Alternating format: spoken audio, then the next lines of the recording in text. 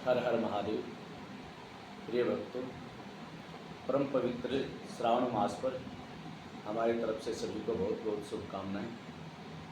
श्रावण मास में जो शिव भक्ति हम करते हैं उसकी कुछ जानकारी आपको हम देते हैं शिव पुराण के माध्यम से। शिव पुराण में सब जगह व्याप्त है कि शंकर भगवान की पूजा कैसे करनी चाहिए। जो जनमानस है सर्वप्रथम अपनी जो मानसिक हमारे गलतियाँ विकृतियाँ आई हुई हैं, सबसे पहले हम उनको दूर करें। कई प्रकार के प्रश्न भरे हुए हैं सभी के मस्तिष्क के अंदर कि माताएं बहनें शिवलिंग को नहीं छू सकती। देखिए, शिव पुराण कथा आप पढ़ेंगे सुनेंगे तो आपको पता चलेगा कि माँ पार्वती जी ने भी तृतीया के दिन में शंकर भगवान की पूजा की थी और अपने हाथ से शिवलिंग बना करके पूजा की। दूसरा, घुसमेश्वर जी की कथा आती है, उसके अंतर्गत है कि घुसमा नाम की कोई माता थी, उन्होंने शंकर भगवान की भक्ति की, शिवलिंग बना करके प्रत्येक दिन पूजा करती थी और सरोवर के अंदर प्रवाहित करती थी। कथा कि उनके पुत्र को उनकी जो सौत इत्यादि थी उन्होंने काट करके उसी तालाब के अंदर डाल दिया था।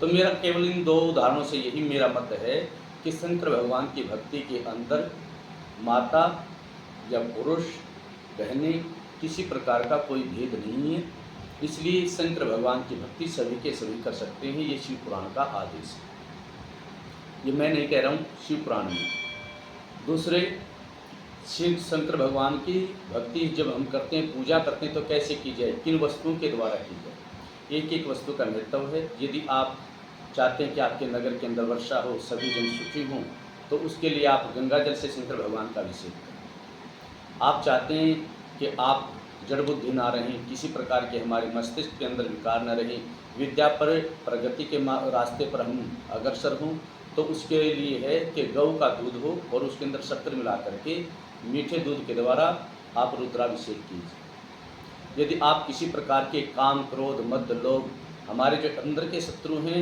या आप बाह्य शत्रु भी कह सकते हैं, शत्रुओं के कारण यदि व्याकुल रहते हैं तो आप शंकर भगवान का अभिषेक करेंगे सरसों के तेल के द्वारा।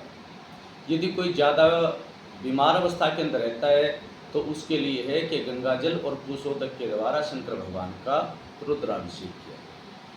इसी प्रकार से एक एक वस्तु का महत्व है। यदि किसी के घर के अंदर संतान वृद्धि नहीं हो रही है तो वो शुद्ध गाय का घी हो, उसके द्वारा शंकर भगवान का रुद्राभिषेक करे, उससे संतान की प्राप्ति हो जाती है। लेकिन हम मूलतः वस्तुओं का शुद्धिकरण नहीं कर पाते हैं, जैसे जैसे लिखा गया है वैसे हम नहीं कर पाते। कहीं भी हम दूध ले लेते हैं, कहीं से भी हम घी ले लेते हैं और उसके द्वारा पूजा करके हम सोचते हैं कि हमने संपूर्ण पूजा अच्छे से कर ली।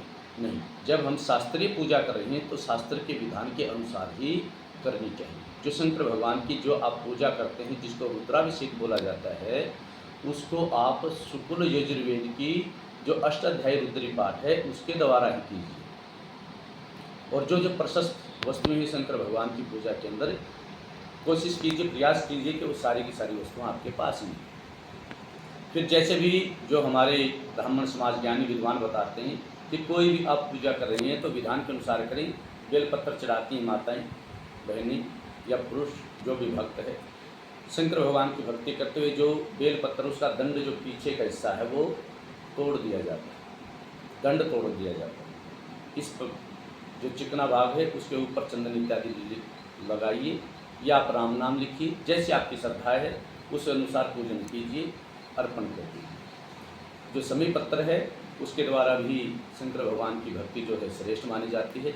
यदि एक भी समी पत्र आप चढ़ा देते हैं तो उससे आपको गया जी के अंदर जा कर के पिंडदान इत्यादि करने का पुण्य प्राप्त हो जाता है।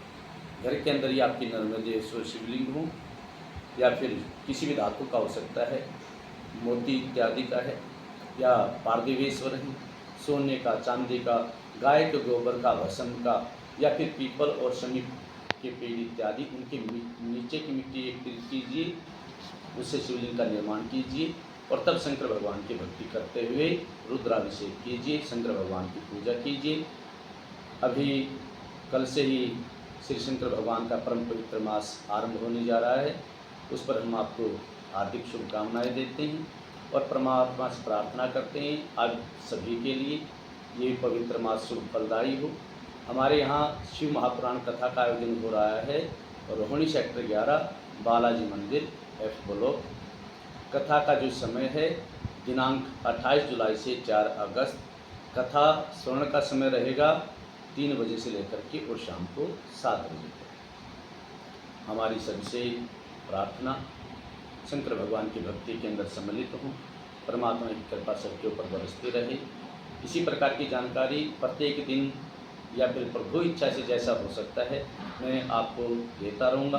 जितनी भी आपको जानकारी दी जाएगी वो पुराणों के आधार पर दी जाएगी। वेद को कोई समझ नहीं सकता है, भाषाएं बहुत सारी हैं और हम इतने ज्ञानी नहीं हैं कि हम वेद का अर्थ सही बता सकें।